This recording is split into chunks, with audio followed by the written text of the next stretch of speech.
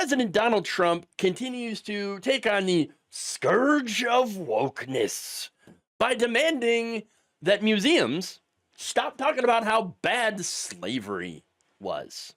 Oh, in a truly bonkers True Social post he made on Tuesday afternoon, the President of the United States, I kid you not, wrote this. The museums throughout Washington, but all over the country, are essentially the last remaining segment of woke. Everything discussed is how horrible our country is how bad slavery was, and how unaccomplished the downtrodden have been. Nothing about success, nothing about brightness, nothing about the future. That's because it's a museum, dipshit. Dumbass. What do you expect, though, from someone who's never set foot in a museum, obviously? Because he obviously has no idea what he's talking about. But anyway, there's more. He said, I have instructed my attorneys to go through the museums and start the exact same process that has been done with colleges and universities. Oh, so basically suing them into compliance. Great. Where tremendous progress has been made, this country cannot be woke because woke is broke. We have the hottest country in the world. Well, I mean, he would be correct on one count. Well, kind of. Climate change. There are certainly some parts of the country that are getting pretty hot. Okay. But still not the hottest in the world, obviously. But nonetheless, he continued by saying, we want people to talk about it, how hot we are, including in our museums. So wait. So he's gonna force museums, or try to force museums, into talking about how the United States, we're so hot right now. Oh, everybody, look at how hot we are. Oh my God, America, hottest country in the world. What? Now, again, this is insane because, I mean, there's so many different reasons as to why this is insane. Okay, but one of them has to do with the tourism industry. That has crashed thanks to Donald Trump's racist immigration policies. I mean, when I say crash, it crashed. Okay, it crashed worse than one of Elon's rockets, all right? The country is projected to lose around $12.5 billion in international visitor spending this year alone. Yeah, just $12.5 billion basically flushed down the toilet. Thanks, Trump. Appreciate that. And by the way, we are the only country among the 184 that have been analyzed to see such a large decline, according to travel experts. So we're number one. Woo! Oh, actually, we're the only one. We're the only one that's seeing tourism down the toilet. Congrats. And by the way, it doesn't just affect tourism, right? Just the industry. There's so many different businesses that are related to tourism, okay, that are getting crushed. All right, think about the hotels, think about the restaurants, okay? And again, this is because ICE is going around in their roving patrols and harassing anyone who is not white.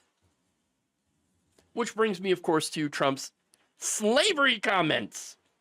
I did not think that in the year 2025 that we would have to openly say things like, and defy the president in doing so. Yes, actually, slavery was bad. And there it is. Here we are, though. Here we are. 2025. Yes, slavery is bad. Next question. I mean, this current timeline is probably the worst. Okay, it is the worst timeline. We live in the bad place, the dumb place. Okay, now again, he was called out by a lot of people. Okay, people online, also Democratic congresswomen. For example, Sydney Kamlager-Dove, who retweeted Trump's message saying, quote, "Slavery was bad, Donald. It's absurd that this even needs to be said." Yes. She added, "We don't whitewash history. We learn from it. You keep trying to rewrite the past. The Black Caucus won't let you get away with it." Yeah, again, insane. But look, slavery was bad, obviously. But let's be clear, it never got fully abolished in this country. Now, I mean, yes, the 13th Amendment did ban slavery, but except for one group, prisoners. Prisoners are still subject to involuntary labor, which again is literal slavery. You've taken away people's freedoms and now are forcing them to work. And who's taking advantage of that labor? Corporations. Of course they are. In Alabama, for example, they contract their prison labor out to private corporations like Best Western, Burger King, McDonald's, and Walmart, among many others. Now, remember, these are people who are allegedly supposed to be so dangerous that they cannot be released to the public. Yet, they're out there, serving your food? Doing janitorial work, at Walmart, cleaning the floors. And they're doing so for pennies a day. And yes, technically, they are supposed to make at least minimum wage, $7.25 an hour. However, the state ends up taking about 40% off the top. We're just going to take your money, We are imprisoning you, and we're going to take half your money, almost. And then they put fees on it, like a $5 a day fee for rides to their job, and charging them for laundry. I don't know, man. It kind of seems like this is just another way to try to create a cheap, exploitable labor force that you can abuse. That's what's going on here. All right. And again, going to the slavery part and how it never really went away.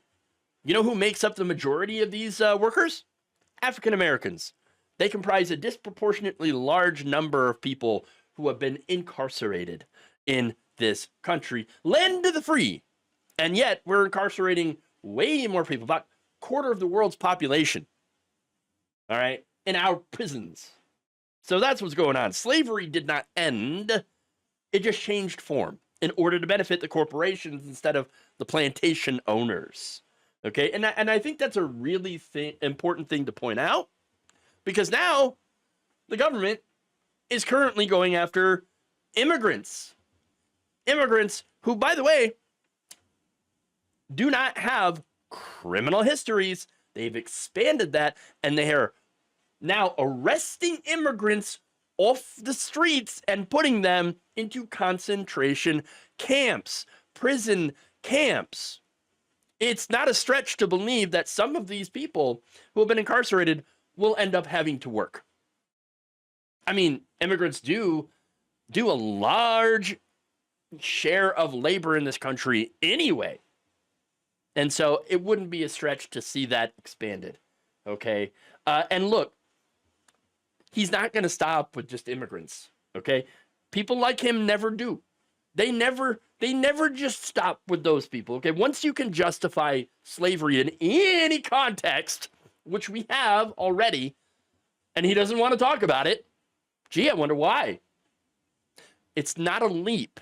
Once you justify that, it is not that big of a leap to see the people who can be legally enslaved expended. And not only that, but the number of people that can be enslaved get expanded through laws that begin to criminalize certain behaviors and certain people. So, I mean, that's what's going on here. And it is absolutely disgusting and dangerous. Thank you for watching. If you enjoyed this video, please like, share, subscribe, hit the bell icon in order to get notified whenever a new video is released. And if you want to support independent, progressive media through this difficult time where it seems like everybody is shutting down, you can become a member on our YouTube page, you can become a subscriber on Facebook, or you can go to my Patreon. It's patreon.com/Jeff Waldorf. Thank you.